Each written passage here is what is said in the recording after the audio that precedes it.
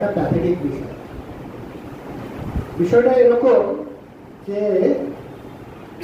আমাদের মধ্যে মাঝে মাঝে কথা হতো এবং যেরকম এখানে অনেক সাংবাদিকদের সঙ্গে আমার কথা হয়, আমার একাধিক ইন্টারভিউ সে করেছে, কিন্তু আমি যেটা বলতে চাইছি সেটা সম্পূর্ণ আলাদা।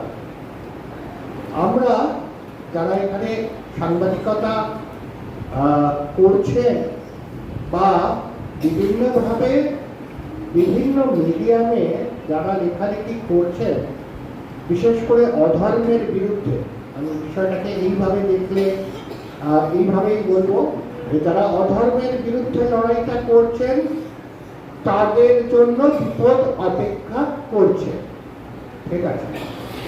যারা ভয় পাচ্ছেন তাদের লড়াই থেকে সরে যাওয়াটা ভালো। আর যারা মনে করে বিবেকানন্দের কথায় যে আমরা দেশের জন্য বলি প্রদত্ত, তারাই এই লড়াইয়ে থাকুন। বাদবাকি আপনারা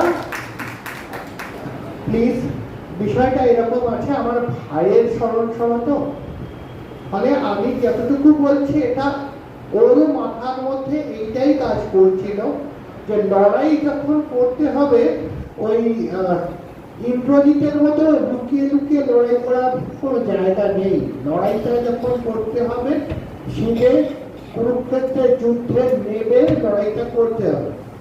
বিপদ আসবে, আমরা কিছু কিছু মানুষ সেই যুদ্ধক্ষেত্রে আমরা সরে যাব, আমাদের দেহ সরে যাবে, আবার কিছু ভালো ভালো মানুষ আসবে সেই যুদ্ধকে এগিয়ে নিয়ে যাওয়ার জন্য।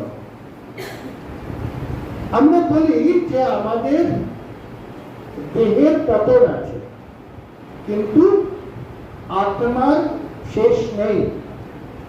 এখানে অরবিন্দের একটা ভালো কথা আছে, যেখানে শ্রী অরবিন্দ বলছেন, হয় মন্ত্রের সাধন, না হলে শরীর পতন। যদি মনে করেন যুদ্ধে ধর্মের পক্ষ হয়ে অধর্মের বিরুদ্ধে যুদ্ধে আপনার ক্ষমতা আছে লড়ার, আপনারা থাকুন, না হলে এখনো সময় আছে, আপনাদের উপর কিন্তু আক্রমণ আসবে। হ্যাঁ, সেটা যারা সহ্য করতে পারবেন না তাদের সরে যাওয়া ভালো।